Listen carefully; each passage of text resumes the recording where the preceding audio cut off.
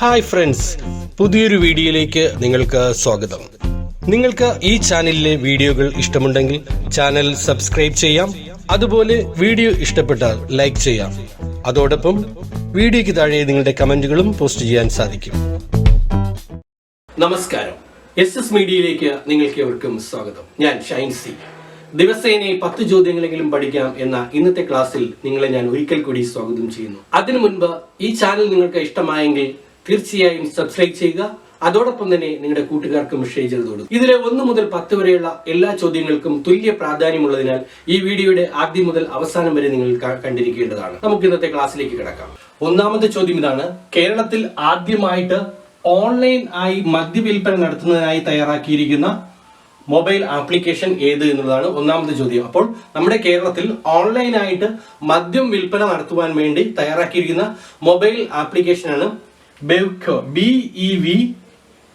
VEO എന്ന് പറയുന്ന ഒരു ആപ്ലിക്കേഷനാണ് ഇപ്പോൾ ഓൺലൈനായിട്ട് മദ്യം വിൽക്കുന്നതിന് വേണ്ടി തയ്യാറാക്കിയിരിക്കുന്നത്. ഇത് ഗൂഗിളിന്റെ പെർമിഷന് വേണ്ടി വെയിറ്റ് ചെയ്യാണ്. ചിലപ്പോൾ നാളെയോ മറ്റന്നാളോ തന്നെ മദ്യവിതരണം ആരംഭിക്കുമെന്നാണ് കേരള സർക്കാർ ഓൺലൈനിലൂടെ പറഞ്ഞിരിക്കുന്നത്. ഓൺലൈനിലൂടെ മദ്യം വിതരണം ആരംഭിക്കുമെന്നാണ് കേരള സർക്കാർ പറഞ്ഞിരിക്കുന്നത്. അപ്പോൾ എന്റെ ഒന്നാമത്തെ ചോദ്യം ഇതായിരുന്നു: കേരളത്തിൽ ഓൺലൈനായി മദ്യവിൽപ്പന നടത്തുന്നതിന് വേണ്ടി തയ്യാറാക്കിയിരിക്കുന്ന ആ മൊബൈൽ ആപ്ലിക്കേഷനാണ് VEO ആപ്ലിക്കേഷനാണ് ഇപ്പോൾ തയ്യാറാക്കിയിരിക്കുന്നത്. ഇനി രണ്ടാമത്തെ ചോദ്യം ഇതാണ്: ഏത് സംസ്ഥാനമാണ് യുവാക്കളെ വ്യാവസായിക സംരംഭത്തിലേക്ക് പ്രോത്സാഹിപ്പിക്കുവാൻ വേണ്ടി സ്റ്റാർട്ടപ്പ് ഫണ്ട് നിലവിൽ കൊണ്ടുവന്നിരിക്കുന്നത്? അപ്പോൾ ഏത് സംസ്ഥാനമാണ് യുവാക്കളെ വ്യാവസായിക സംരംഭത്തിലേക്ക് പ്രോത്സാഹിപ്പിക്കുന്നതിന് വേണ്ടി സ്റ്റാർട്ടപ്പ് ഫണ്ടുകൾ ഇപ്പോൾ നിലവിൽ കൊണ്ടുവന്നിരിക്കുന്നത്? ഉത്തർപ്രദേശാണ് ഉത്തരം. അപ്പോൾ ഉത്തർപ്രദേശിലാണ് യുവാക്കളെ വ്യാവസായിക സംരംഭത്തിലേക്ക് കൊണ്ടുവരാൻ വേണ്ടി, അവരെ പ്രോത്സാഹിപ്പിക്കുന്നതിന് വേണ്ടി സ്റ്റാർട്ടപ്പ് ഫണ്ടുകൾ ഗവൺമെന്റ് കൊടുക്കുവാൻ വേണ്ടി തീരുമാനിച്ചിരിക്കുന്നത്. ഇനി ഉത്തർപ്രദേശിനെ പറ്റി പറയുമ്പോൾ അതിന്റെ തലസ്ഥാനം എന്ന് പറയുന്നത് ലക്നൌ ആണ്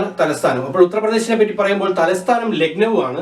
അതുപോലെ ഗവർണർ എന്ന് പറയുന്നത് ആനന്ദിബെൻ പട്ടേലും ചീഫ് മിനിസ്റ്റർ എന്ന് പറയുന്നത് യോഗി ആദിത്യനാഥുമാണ്.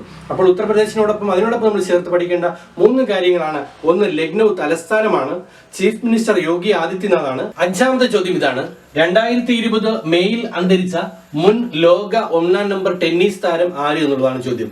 അപ്പോൾ 2020 മെയ്യിൽ അന്തരിച്ച മുൻ ലോക 1-ാം നമ്പർ ടെന്നീസ് താരം ആര് എന്നുള്ളതാണ് ചോദ്യം. ഉത്തരം ആഷ്ലി കൂപ്പർ ആണ്. അപ്പോൾ ആഷ്ലി കൂപ്പർ ആണ്. 83 വയസ്സായിരുന്നു ആഷ്ലി കൂപ്പർ. ഓസ്ട്രേലിയക്കാരനാണ്. അപ്പോൾ ഓസ്ട്രേലിയയിലെ ആഷ്ലി കൂപ്പർ ആണ് ഇപ്പോൾ ഈ കഴിഞ്ഞ ദിവസങ്ങളിൽ അന്തരിച്ചത്. അപ്പോൾ ആഷ്ലി കൂപ്പറെ പറ്റി പറയുമ്പോൾ 4 ഗ്രാൻഡ് സ്ലാം കിരീടമാണ് ഇദ്ദേഹം നേടിയിട്ടുള്ളത്. അപ്പോൾ ഇദ്ദേഹത്തിന്റെ സ്പോർട്സ് കരിയർ ജീവിതത്തിൽ 4 ഗ്രാൻഡ് സ്ലാം കിരീടങ്ങളാണുള്ളത്. 1958 US ഓപ്പണും അതുപോലെ ഓസ്ട്രേലിയൻ ഓപ്പൺ, വിംബിൾഡൺ കിരീടങ്ങൾ 1958 ഇദ്ദേഹം നേടിയത്. അപ്പോൾ ചോദ്യം ഇതായിരുന്നു: 2020 മെയ്യിൽ അന്തരിച്ച മുൻ ലോക 1-ാം നമ്പർ ടെന്നീസ് താരം എന്ന് പറയുന്നത് ആഷ്ലി കൂപ്പർ ആണ്. അദ്ദേഹം ഓസ്ട്രേലിയക്കാരനാണെന്ന് പറഞ്ഞു. ഓസ്ട്രേലിയയെ പറ്റി പറയുമ്പോൾ ഓസ്ട്രേലിയയുടെ ക്യാപിറ്റൽ കാൻബറയാണ്. ഓസ്ട്രേലിയൻ ഡോളറാണ് അവരുടെ കറൻസി എന്ന് പറയുന്നത്. ഇനി അടുത്ത ചോദ്യം, 6ാമത്തെ ചോദ്യം ഇതാണ്: കേരള പോസ്റ്റൽ സർക്കിളിന്റെ ചീഫ് പോസ്റ്റ് മാസ്റ്റർ ജനറൽ ആരാണ്? ചോദ്യം ശ്രദ്ധിക്കുക. കേരള പോസ്റ്റൽ സർക്കിളിന്റെ ചീഫ് പോസ്റ്റ് മാസ്റ്റർ ജനറൽ ആരാണ്? പുതിയൊരു നിയമനമാണ്. V. രാജരാജൻ. അപ്പോൾ V. രാജരാജനാണ് കേരള പോസ്റ്റൽ സർക്കിളിന്റെ ചീഫ് പോസ്റ്റ് മാസ്റ്റർ ജനറൽ ആയിട്ട് തിരഞ്ഞെടുത്തിരിക്കുന്നത്. അപ്പോൾ ഇദ്ദേഹത്തിന് 8 വർഷം സംസ്ഥാന പോസ്റ്റൽ സർവീസ് ഡയറക്ടർ ആയിരുന്നുള്ള എക്സ്പീരിയൻസ് ഉള്ള ഒരു വ്യക്തിയാണ്. നിങ്ങൾ ഇന്നത്തെ പത്രത്തിൽ അത് ശ്രദ്ധിച്ചിട്ടുണ്ടാവും. കേരള പോസ്റ്റൽ സർക്കിളിന്റെ ചീഫ് പോസ്റ്റ് മാസ്റ്റർ ജനറൽ ആരാണ്? V. രാജരാജൻ. ഇനി അടുത്ത ചോദ്യം, 7ാമത്തെ ചോദ്യം ഇതാണ്: ഫിക്കി ലേഡീസ് ഓർഗനൈസേഷന്റെ നാഷണൽ പ്രസിഡന്റ് ആര്? അപ്പോൾ ചോദ്യം ഇതാണ്: ഫിക്കി. ശ്രദ്ധിക്കുക, ഫിക്കി ലേഡീസ് ഓർഗനൈസേഷന്റെ നാഷണൽ പ്രസിഡന്റ് ആര് എന്നുള്ളതാണ് ചോദ്യം. ജനാബി ഫൂക്കനാണ്. അപ്പോൾ ജനാബി ഫൂക്കനാണ് ഇപ്പോഴത്തെ ഈ ഫിക്കി എന്ന് പറയുന്നത് federation of Indian chambers of commerce and industry എന്നാണ്. അപ്പോൾ federation of Indian chambers of commerce and industry ആണ് ഫിക്കിയുടെ ഫുൾ നെയിം എന്ന് പറയുന്നത്. അത് പ്രത്യേകം ശ്രദ്ധിക്കുക. എന്താണ് ഫിക്കിയുടെ ഫുൾ ഫോം എന്നുള്ളത്? Federation of Indian chambers of commerce and industry ആണ് ഫിക്കിയുടെ ഫുൾ നെയിം. അപ്പോൾ ഇതിന്റെ 37ാമത് നാഷണൽ പ്രസിഡന്റ് ആരാണ്? ജനാബി ഫൂക്കനാണ്. അപ്പോൾ ജനാബി ഫൂക്കനാണ് ഇതിന്റെ 37ാമത് നാഷണൽ പ്രസിഡന്റ്. 1927 ഫിക്കി സ്ഥാപിതമായിരിക്കുന്നത്. ഇതിന്റെ ഹെഡ് ക്വാർട്ടേഴ്സ് എന്ന് പറയുന്നത് ന്യൂഡൽഹിയിലാണ്. അപ്പോൾ ന്യൂഡൽഹി ആസ്ഥാനമായിട്ടുള്ള 1927 ന്യൂഡൽഹി ആസ്ഥാനമായിട്ടുള്ള ഫിക്കിയുടെ ലേഡീസ് ഓർഗനൈസേഷന്റെ നാഷണൽ പ്രസിഡന്റ് എന്ന് പറയുന്നത് ജനാബി ഫൂക്കനാണ്. 8ാമത്തെ ചോദ്യം ഇതാണ്: ഡെങ്കിപ്പനി പ്രതിരോധത്തിന്റെ ഭാഗമായി ജാഗ്രത 2020 ക്യാമ്പയിൻ ആരംഭിച്ച ജില്ല? അപ്പോൾ ഇത് മറ്റൊരു ജില്ലയുടെ ഒരു ക്യാമ്പയിനാണ് നമ്മളിവിടെ പറയുന്നത്. നമ്മൾ കഴിഞ്ഞ ദിവസം കൊല്ലം ജില്ലയിൽ ആരംഭിച്ച ബ്രേക്ക് ദ സൈക്കിൾ ഒരു ക്യാമ്പയിനെ പറ്റി പറഞ്ഞു. കൊല്ലം ജില്ല ഡെങ്കിപ്പനിയുടെ പ്രതിരോധ പ്രവർത്തനങ്ങളുമായി ബന്ധപ്പെട്ടുള്ള ഒരു ക്യാമ്പയിൻ ആരംഭിച്ചു. അതായിരുന്നു ബ്രേക്ക് ദ സൈക്കിൾ. അപ്പോൾ ഇന്നത്തെ ക്ലാസ്സിൽ നമ്മൾ പറയുന്നത് ഡെങ്കിപ്പനി പ്രതിരോധത്തിന്റെ ഭാഗമായി ജാഗ്രത 2020 ക്യാമ്പയിൻ ആരംഭിച്ച ജില്ല ഏത് എന്നുള്ളതാണ്. പത്തനംതിട്ട. അപ്പോൾ പത്തനംതിട്ട ജില്ലയിലാണ് ജാഗ്രത 2020 എന്നുള്ള ക്യാമ്പയിൻ ആരംഭിച്ചിരിക്കുന്നത്. ഇനി അടുത്ത ചോദ്യം, 9ാമത്തെ ചോദ്യം ഇതാണ്. ഇറാന്റെ ഒപെക് പ്രതിനിധിയായ ആരാണ് ഇക്കഴിഞ്ഞ ദിവസം അന്തരിച്ചത്? അപ്പോൾ ചോദ്യം ശ്രദ്ധിക്കുക.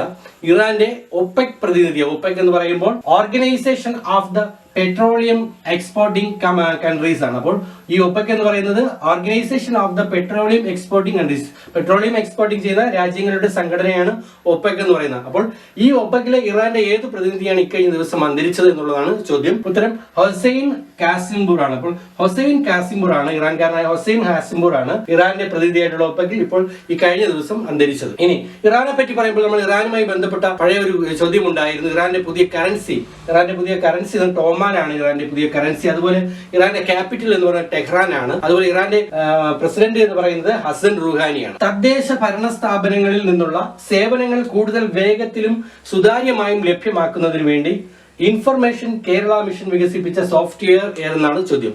അപ്പോൾ 10ാമത്തെ ചോദ്യം ഇതാണ്. തദ്ദേശ ഭരണ സ്ഥാപനങ്ങളിൽ നിന്നുള്ള സേവനങ്ങൾ കൂടുതൽ വേഗത്തിലും സുതാര്യമായും ലഭ്യമാക്കുന്നതിന് വേണ്ടി ഇൻഫർമേഷൻ കേരള മിഷൻ വികസിപ്പിച്ചിരിക്കുന്ന സോഫ്റ്റ്വെയർ ഏത് എന്നുള്ളതാണ് ചോദ്യം. അതിന്റെ ഷോർട്ട് നെയിം ILGMS ആണ്. ILGMS ആണ് പറയുന്നത് integrated local governance management system എന്നാണ് അറിയപ്പെടുന്നത്. അപ്പോൾ ILGMS എന്നാണ് ഈ സോഫ്റ്റ്വെയർ അറിയപ്പെടുന്നത്. അപ്പോൾ ഇന്നത്തെ 10 ചോദ്യങ്ങൾ ഇവിടെ പൂർണ്ണമായിരിക്കുകയാണ്. ഇനി നിങ്ങൾക്കുള്ള ചോദ്യം ഇതാണ്.